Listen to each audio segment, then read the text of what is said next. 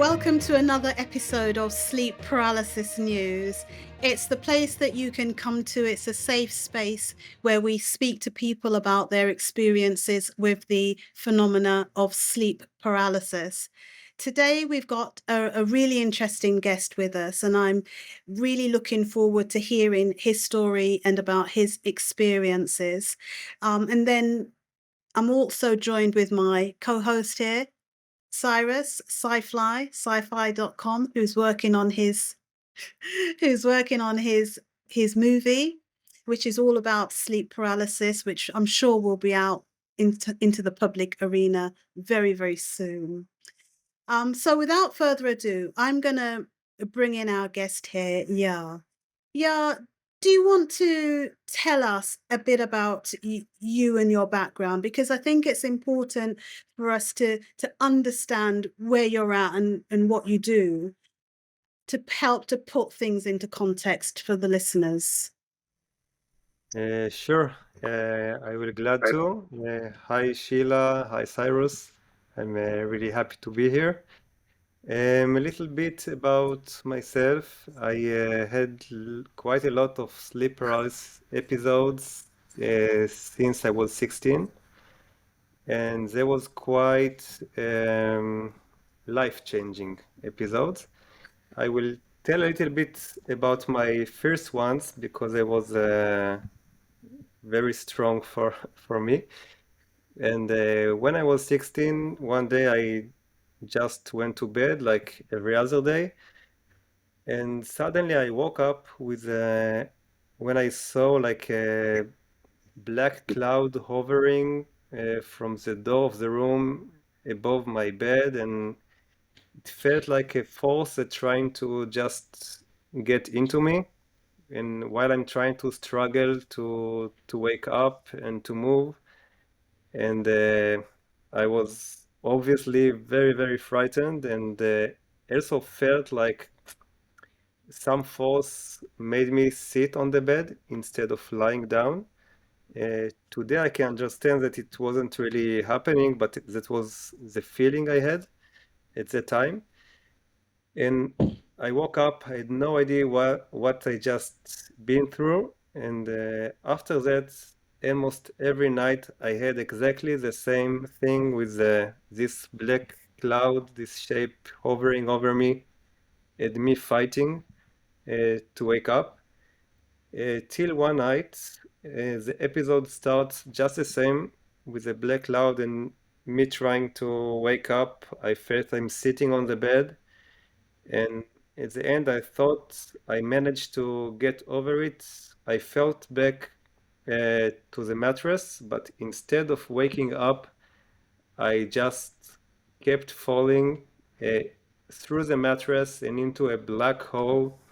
And while I was falling down, I noticed that all my memories, my narrative memories, just trying to fade out. I start forgetting where did I, which room I was in, where I was sleeping, and then forgetting who my family is, and till I had with nothing about my narrative memories, it just vanished. And also this black hole and the self, like the part that is me, become like one big thing. I felt that I was in one time the whole universe, and also like the very part grain of sand on another planet. And I was quite sure that I'm dead because it felt like it's not something that any human being can been through.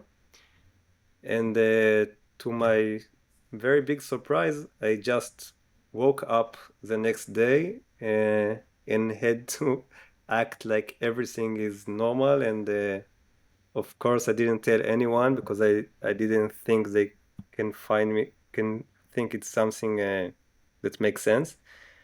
And since then, I had quite a lot of sleep paralysis and out of body experiences, which are results of this paralysis. And after 10 years, I just find out that there is a name for it. and I made some. I I made a study about this phenomenon, like a way to how to cope with sleep paralysis and make it as something therapeutic. And today I'm doing my MD degree, and about I just say something else before that I have also a Facebook group around 7,000 people was suffering from sleep paralysis, and I have lots of information because I can see that many of these stories are the same, and there's many information that people can give and get from this group. And my research today about sleep paralysis is about the positive um, experiences that are some people get from sleep paralysis. There are some late in the last years there was some research about that sorry about my English, right? That sleep paralysis is just not just a negative thing that people want to avoid, but also like 20% of the people who have sleep paralysis are having a very positive experiences, which are like feeling euphoric and something very open and all kind of out of body experiences, which are usually are positive. And I'm focusing on this group and trying to understand why this group of people uh, having sleep paralysis as a positive way. And actually, the findings are quite interesting, but I think that's enough for a start about me. So, if you have any question, I will be glad to answer. I have many, many Hmm. questions for you. Let's start by going back to your experiences. You said that they started when you were about 16. And Yeah, where are they at now? Have they stopped? Have they, what I would call, transitioned, changed? yeah. What's happening now? They almost stopped. Um, I had them for like 15 years, more or less. And one of the strong and last one in these 15 years was an episode that I went into sleep paralysis um, by inducing sleep paralysis. But it was so frightening that I told myself, okay, I don't want to have another sleep paralysis after that. And then there was like some blockage that I had in sleep paralysis for quite a long time. And today, if I want to go into sleep paralysis, I just need to go through quite lots of techniques to get into these episodes. I had one last like a month ago. I had the last one, something like that. I have my smallest kid. She's 20. She's 2 years and a half, and she wakes up a lot at nights. And one night she wake me up. I was awake for like 30 minutes, and it was a good opportunity for me to try to get into sleep paralysis, because if you cut the sleep in the middle, it's make better chances to get into sleep paralysis. So after that, I use my technique to get into sleep paralysis, and after a few minutes, when I start to doze off, I felt like scary howlings, and I was quite happy. I said, "Okay, you managed to go into sleep paralysis. Don't be afraid. It's frightening, but it's not dangerous. Just try to be relaxed as much as you can." And when I listened more to these sounds, I find out that it was actually my breathing. There was just sounds and was perceived by my brain like very scary thing. And when I told myself, okay, it's just your breathing, it was very soothing for me. And I managed to really relax into this paralysis. And after 1 minute or something like that, I start to feel myself trying to get a little bit out of my body, and my on the boundaries of the body are changing, and I was quite happy that okay, maybe you're going now into out of body experience. And I actually managed to going up in the air in the way I felt it, and go through the ceiling and see the moon with clouds around him. And the important thing was the feeling that I had when I saw it. It was something like really, wow! I'm so happy to experience it. It's like something very, very opening. And then my wife moved in the bed, and I just slipped back to my body and woke up. But it was short experience, but very very positive, and I really thankful for having it. You mentioned that you induce sleep paralysis. Why would you want to do that? Hmm. Well, actually, my first uh,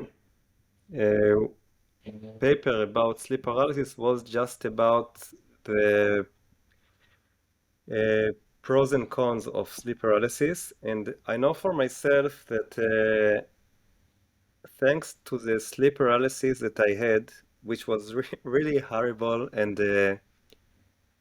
I, if you, I know you had lots of them, but this is something like you feel like you're going to die.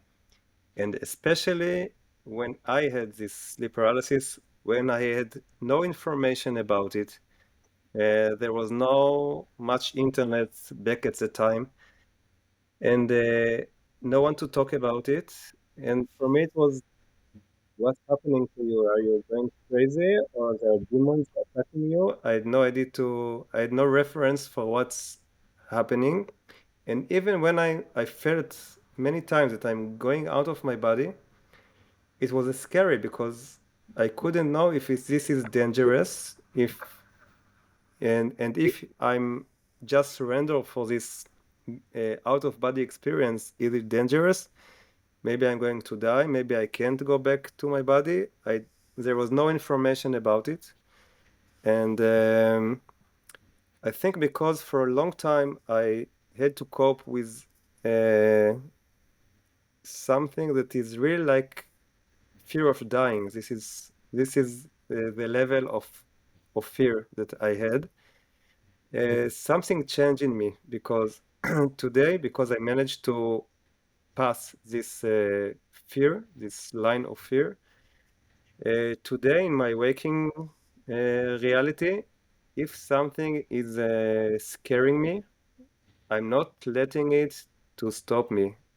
On the contrary, I'm looking at it and I said, okay, if this thing making you scary, you must confront it.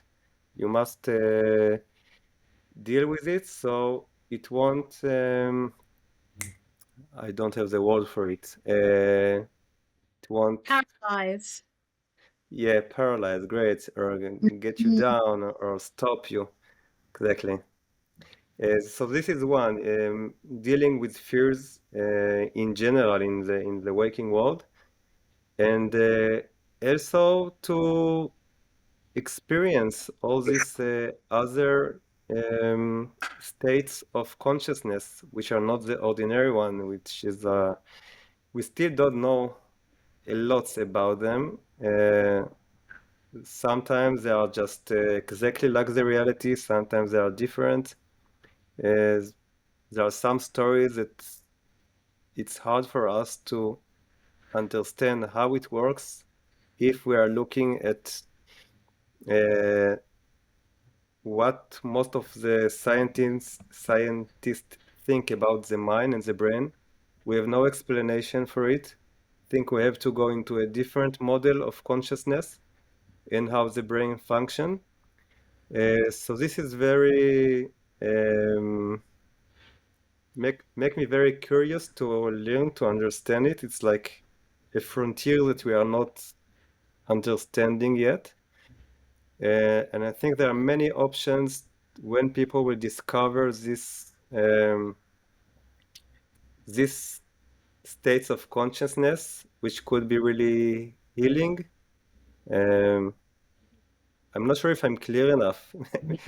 Do I make sense, Sheila? Ye- Yes, Yeah. yes, Okay, yes, very much. great. And you're almost seeing yourself as a test subject, as someone who is you're kind of testing out these states of consciousness for yourself to see what you're able to experience. Is that right? Exactly, yeah. The best thing uh, to understand this phenomenon is first of all to experience it, because just talking about it, it's really hard to understand. You can talk about people which are getting drunk, but you can never understand how it is to feel drunk if you never uh, drank a beer. I don't know. So I think this is the best way actually. And I don't want that other people will deal with what I dealt, which is actually the situation today. People having sleep paralysis, they don't have the word for it. They don't know what's happening to them. They don't get answer from the people around them. And it's not supposed to be this way. Once that more people will know about this phenomenon and understand it. I just have an example right now. I just find in the Facebook few minutes before we start talking in some group of a spiritual group. Someone asked. She said, "I was at bed. I don't think I was dreaming or sleeping, and suddenly I felt like a finger poking my eye, and I was very afraid, and I woke up." And she asked people what it could be. And of course, it's sleep paralysis. And but people ask her, it offer her all kind of different and unrelated answers, like you probably just dreamt and thought you're awake. Um, Maybe it's some psychological thing, and you're thinking about someone. All kind of stuff which are had nothing to do with understanding the phase of sleep paralysis, and understand that she's not alone. There are many people like her, and if she knew it, she probably felt better that okay, there is at least a name for it, even if we don't really understand the situation.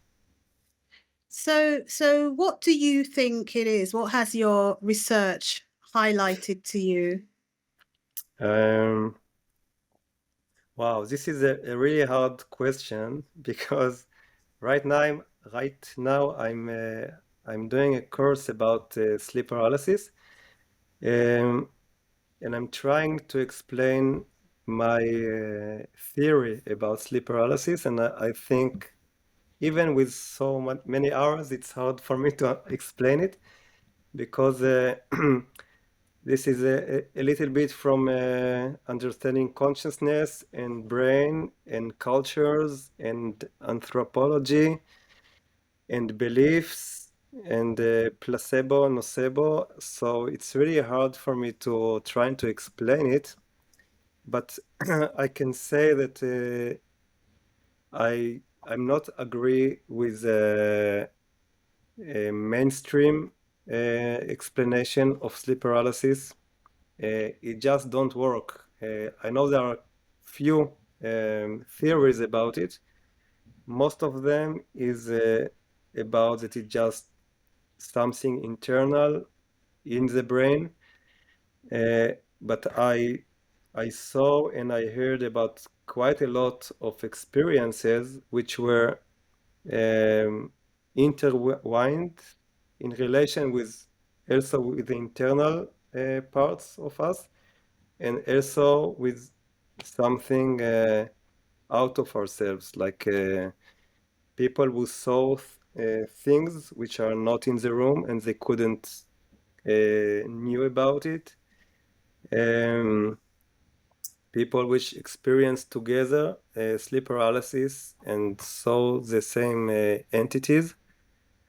So I don't say that I had the exact explanation, but I think I have enough information to to say why the mainstream explanations are not enough and we need to think of a better ones. Yeah, I hear you very much. Um, conscious, I don't know if you wanted to say something, Cyrus. Yeah, I was going to ask you guys both, or whoever wanted to answer, if sleep has been around since all of humanity, so I'm really assuming that sleep process has been around since people have been sleeping. It's not like it's something just sprung up, 100 years ago or so. So why is it so understudied? Why do we know such little about it? Sleep process has been around for thousands of years. Because sleep process has been going for thousands of years. Why, out of everything else and all the subjects in the world, we get so in depth and we explore space and the ocean and all these other, subjects that have to do with science? How come sleep paralysis is so little studied? Like, how come we know so little? It's been around forever. Who wants to? I'm trying to trump you guys with that one. I'm Well, going to let you answer that, yeah, first. What do you think? me, you're talking about me? Yes. Yeah. Well, I have a good explanation for it, I think. First, it's not accurate to say that we have so little information. I think it's better to say that the Western world have uh, not have enough information about it, because in other cultures, this is part of the culture. They talk about it. They have their own explanation for it, but it's part of their cultures, and it's people wake up and say, "Mother, father, I had this and this at night," and then understand what you've been through. Not like us that if we're having sleep paralysis, no one can tell us what we've been through. So I think this is one thing. And also in the Western world, uh, people knew about sleep paralysis till something like 200 years ago. It's called the nightmare. There is even a very famous painting of it, which shows a demon on a woman which is sleeping on her back. Yep, Henry Fussalali or something. Yeah, Fucking Henry. exactly. Yeah, Henry Fuseli. Yeah. And I blame most of it on the Sigmund Freud and his followers because one of his students, Ernest Jones, made actually a very deep research about the nightmare phenomenon, and he interviewed many people which had sleep paralysis episodes, and he wrote them down and wrote a book about it. And the problem was that at the end of the book, when he had to explain what this is about, so he said a few things. One was, sorry, sorry about that, that those people can't really um, distinguish between waking to sleeping. So the problem is with these people. They just can't, they are sleeping, but they think they are awake. And the other thing was that he said that probably they see this creature that is sitting on them because they have like secret wow, I don't know the word for it. Incest, really? They want, they have like having sex with their brothers and sisters. Yeah, incest. Incest, right? Yeah. And because they have these needs, it's somehow turn into this demon. Because everything in in the era of Freud was around sexuality and dreams. So this was the interpretation, and after that, less people want to share their experience of sleep paralysis, and also the rise of psychiatry, and that people connect hallucination with mental illness. This also made less talking about sleep paralysis, and I think all of this made sleep paralysis to disappear uh, almost for 80 years from the papers and from the knowledge till David Hoffman starts with it again. So Hufford, sorry, David Hufford, yeah. Okay, I this think was me. I definitely agree with you. And just to say that Freud and Ernest and Fuseli, they were all mates at the time as well, you know, so they knew each other. But there's also been in the Western world this huge push towards Christianity, and it's like losing the spirit in God. And so it was very much about, there was a huge movement. There was the Reformation. There was, it was very much about going to church, and God is in the church, and it's not about spirit. And if you spoke about spirit, you were almost condemned. And that was when we had the witchcraft trials and things going on. People were creating spells and invoking spirit, and it was to be condemned. And so I think we've been on that path of trying to suppress it and to hold it down for many, many, many hundreds of years, because of the history through which it came through. But sleep paralysis has been documented for thousands of years since when we first found the written word. Instances of sleep paralysis have been documented. It's been around for ages, but it's a bit of a taboo subject. And I think even academically, it's a bit of a taboo subject. No one really wants to get too close to it. No one wants to really have the papers on it, you know, at their conference, you know, because we just don't know enough about it, you know. So it's just one of those topics, which is why, you know, we're talking openly about it and getting the debate going, getting the facts right, and having these kind of open conversations, you know, which is good. Yeah, oh Exactly. yeah, I will. I'm not afraid to touch on the subject, but then I think like what you're saying, you know, why are people afraid to talk about it then? Why is it taboo?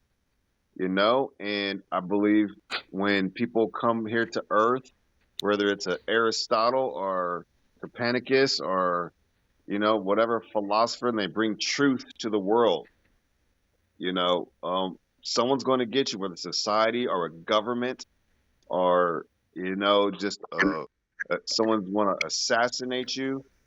So by exploring sleep paralysis, it will bring us closer to truth, spiritual truth, what, you know, religious truth, however you want to put it. But exploring this subject matter brings us closer to truth. So and therefore, it's dangerous. It becomes dangerous now. And so, who, like you said, who wants to talk about this? Because if we keep exploring, we're going to find out that there is a God, or that there are demons, or that there is a heaven and hell, or that there are spirits inside of our temples as human beings. And so there is a force that shrouds over this earth that does not want us to know that and wants to keep us in ignorance.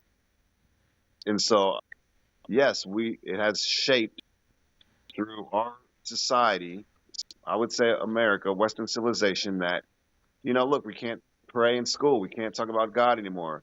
I'm a coach in baseball. I get warnings about if I say, even though we all have like crosses necklaces, we still can't talk about God. So this is an exploration of a subject that would bring us closer to God. So it would allow us to understand our pineal gland and our spirit molecule.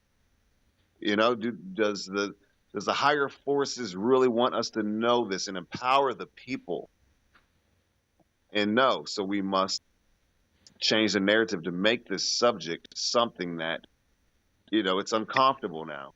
It's uncomfortable. Don't talk about it. It's like it doesn't make any sense. We talk about insomnia and sleepwalking and all the other sleep disorders that there are. There's so many sleep disorders, but sleep paralysis is the taboo one out of all the sleep disorders. So it's still strange to me, but like I said, me and you, I guess we're being bold because there's 8 billion people on the earth, and really, I only know really 10 people talking about sleep paralysis out of 8 billion, and me and you are two. Me and you are two of the 10. Three, you've got here, three here. Yeah. Yeah, so Other I'm talking about, like the experts, people trying to be experts like Ryan Hurd and other sleep doctors and stuff. Like a lot of people do not want to talk about this, and it's so strange to me. Yeah, and I think also the narrative needs to expand a bit because it's also about different states of consciousness and about where does our consciousness reside, you know?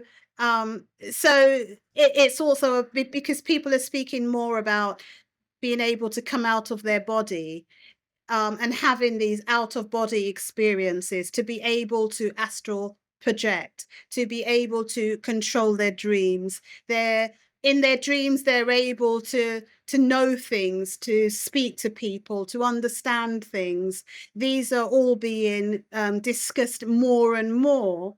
And the narrative should also include these different states of consciousness as well, which is all very, very interesting. And I guess, we're at the border of a new frontier where we're trying to kind of shed more light on the phenomena and have more accurate information.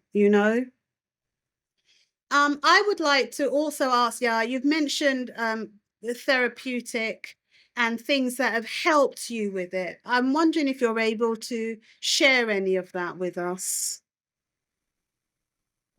I'm not sure I understand. Like a part of dealing with fear, or you're talking Yes. about something else? Well, yeah, to not just the fear, but the whole sleep paralysis. If somebody is having sleep paralysis and it's Hmm. predominantly negative and scary, and they're in that place where they're confused, they're not sure what's going on, perhaps they've not been able to speak to anyone about it. But Yeah. they're afraid that it's going to happen again. Do you have any tips for those persons? Yeah, sure. So uh, there are some tips to how to prevent sleep paralysis. Actually, you can find lots of it in the internet, like avoiding sleeping on the back and then trying to have a regular sleep hours. There are less information about how to get out of an episode of sleep paralysis, and there are also a few tips for it as well, like stop the breathing, for example. Uh, while we are paralyzed, the only thing that we can control is the eye movement and the breathing. And if we're trying to stop the breath, the defense mechanism of the body is to wake up from the paralysis. And this is work for lots of people. And also faith. It doesn't matter what your faith is. It could be Christian, Muslim, Jew, or whatever. Just find out what's your best way that help you to get out of the sleep paralysis. They are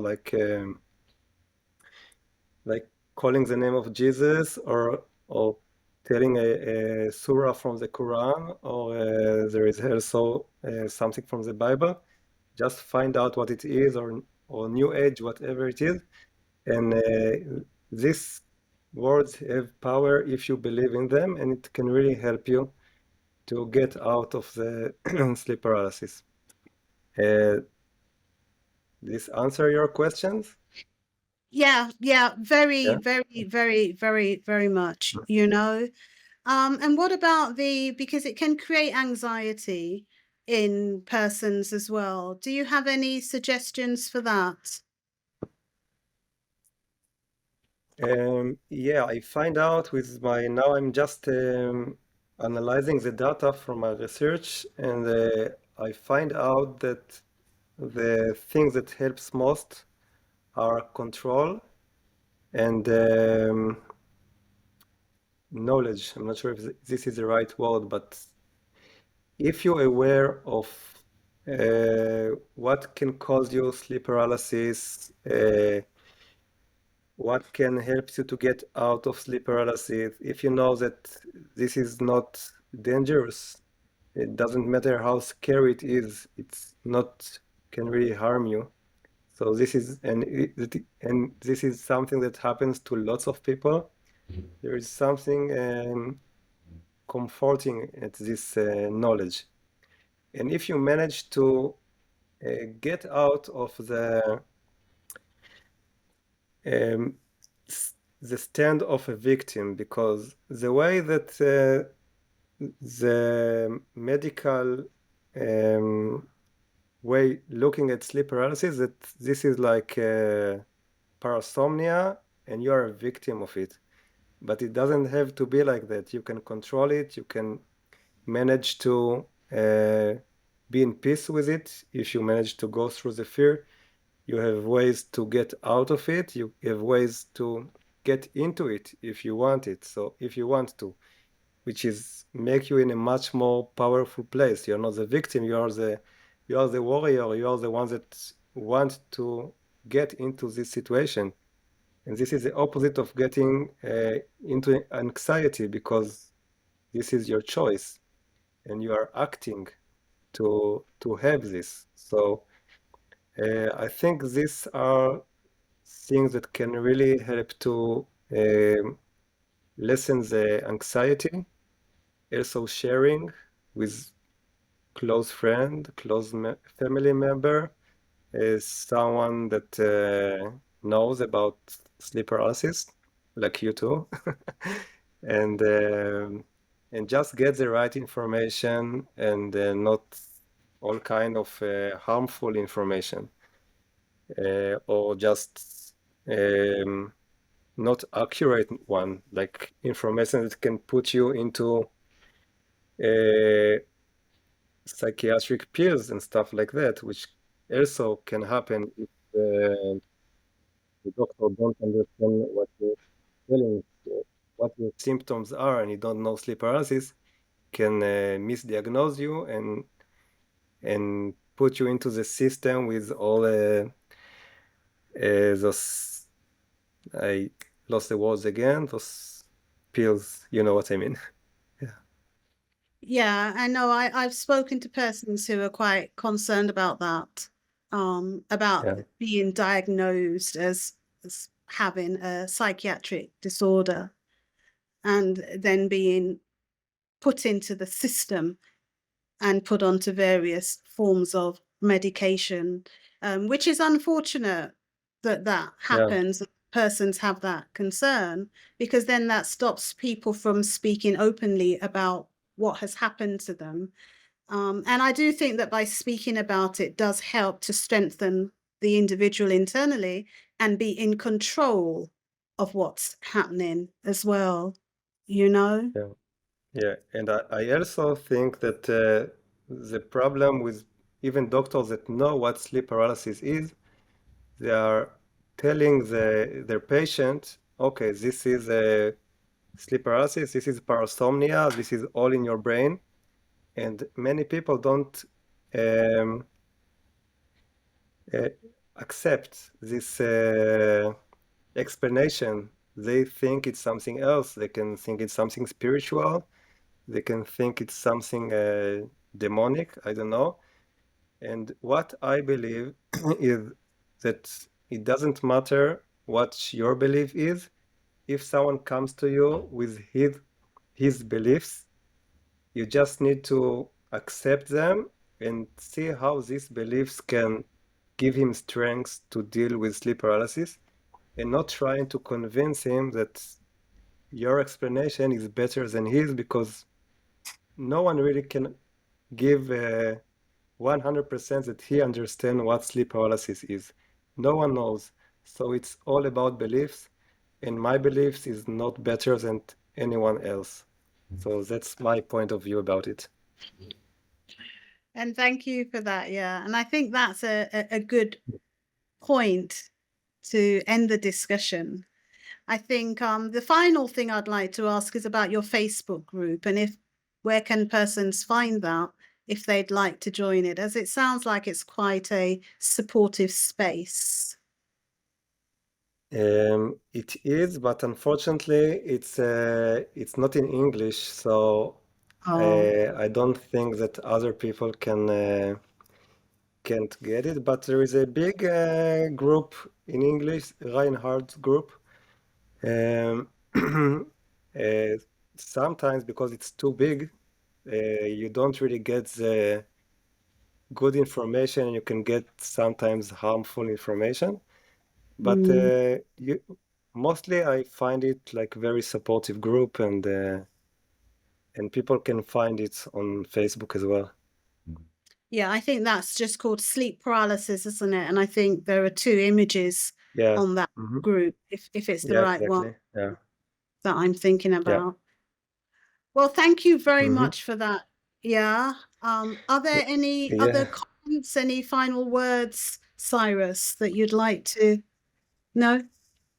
Nope. Thank you very much for Mm. coming on the podcast and helping us bring attention to this subject matter. So it helps. The more people we're gathering up, the more credibility it seems to have. And so, hopefully me and Sheila keep on going to have guests on the show to keep the momentum going. Great. And Wonderful. I'm really Thank you. looking forward to see this movie. Oh, yeah. Thank you very much for taking all my information and showing interest. I appreciate it. So, yeah, Of this is course, yeah. I hopefully put it in my group. Yeah. sleep paralysis can be a household name. That's kind of what I want. So when I ask what sleep Great. paralysis is, everyone should know after, you know, our podcast and my film. Uh, Everyone should know this term. I hope it Yeah. will happen one day. Yeah. Great. Wonderful. Thank you again. All right then. Bye-bye.